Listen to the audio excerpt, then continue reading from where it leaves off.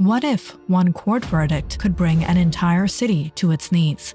What if a 90-second video sparked 6 days of chaos, over 60 deaths, and billions in damage? In 1992, Los Angeles became the battleground of deep-rooted frustrations, racial tensions, and long-standing distrust of authority. The spark? The shocking, non-guilty verdict that the world watched in disbelief. In 1992, Los Angeles riots were not just a reaction to one event, but the breaking point of decades of systematic inequality, social neglect, and strained relationships between communities and law enforcement. To truly understand what happened and why it happened, we need to go back, before the fires, before the headlines, before the cameras rolled. Throughout the 1980s and early 1990s, Los Angeles was a city of contrasts. On one hand, it was the land of Hollywood, booming suburbs, and economic opportunity. On the other, many inner-city neighborhoods, particularly South Central Los Angeles, were struggling with poverty, crime, and underinvestment. Tensions between residents, especially the African American community, and the Los Angeles Police Department had been simmering for years. Accusations of racial profiling, excessive force, and corruption within the LAPD were common. Many citizens felt marginalized and unheard, particularly in communities of color where police presence often felt more oppressive than protective. On the night of March 3, 1991, 25-year-old Rodney King was pulled over by LAPD officers after a high-speed chase. What followed was a brutal beating, strikes, kicks, and batons while King lay on the ground. Unbeknownst to the officers, the incident was being recorded on a home video camera by a bystander, George Holliday.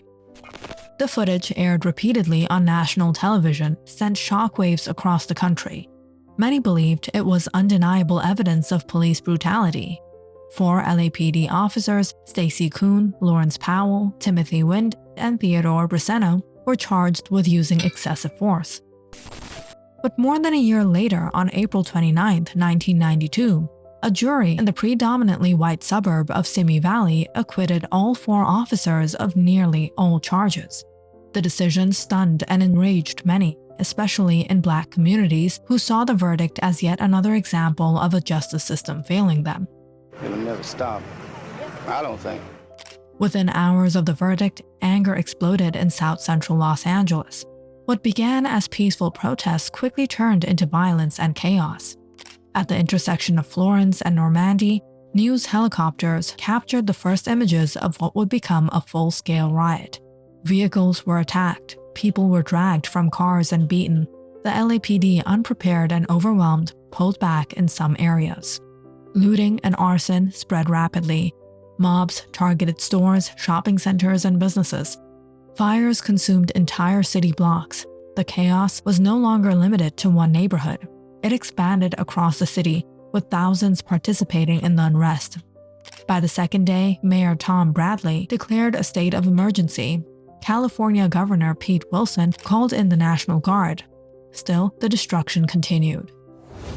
While the Rodney King verdict was the trigger, the roots of the unrest went much deeper.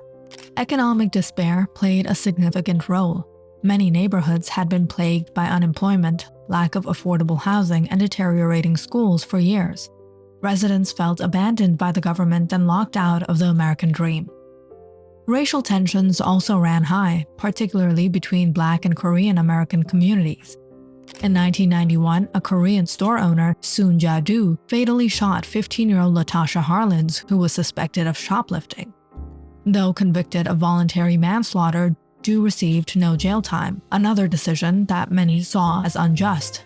It is my opinion that Mrs. Du is not a danger to the community and that she is not going to reoffend. During the riots, over 2,000 Korean-owned businesses were damaged or destroyed, often with little police protection. Many Korean Americans took up arms to protect their livelihoods in what became known as Roof Koreans, a highly visual and controversial element of the riots. The police response, or lack thereof, further inflamed the situation. In many cases, law enforcement withdrew from riot zones, leaving residents and business owners vulnerable. It wasn't until days after that coordinated efforts by the National Guard, federal troops, and local agencies began to restore order. By the time the riots subsided on May 4, 1992, the toll was staggering. 63 people were dead, more than 2,000 injured, over 12,000 arrested, and an estimated $1 billion in property damage. The physical damage was severe, but the emotional and social scars ran deep. Many communities never fully recovered. Businesses closed permanently. Trust between law enforcement and the public was further eroded. In the months and years that followed, there were calls for reform. The Christopher Commission, established after the King beating, recommended sweeping changes within the LAPD. Police leadership changed, yet critics argued that deeper systematic change was still elusive. Federal and local aid programs aimed to help rebuild affected areas, but economic recovery was uneven and slow. Many residents felt that the same structural inequalities that had fueled the unrest remained unaddressed.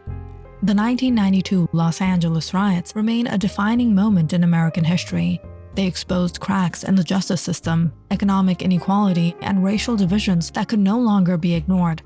The image of Rodney King became emblematic of a nation in crisis. In the years since, the conversation around police accountability, race, and the civil rights has continued. Events like the 2020 George Floyd protests echoed the past, showing that many of the same issues remain unresolved. Yet the riots also spurred dialogue, activism, and awareness that have led to gradual but important changes. They forced the country to confront uncomfortable truths and reminded the world of what can happen when those truths are ignored for too long. The Los Angeles riots of 1992 were not just a tragic chapter in one city's history. They were a mirror reflecting the broader struggles of a nation. Understanding what led to those 6 days of fire, fury, and frustration is not just about looking back, it's about ensuring we don't repeat the same mistakes in the future. Let history be a teacher, not a warning.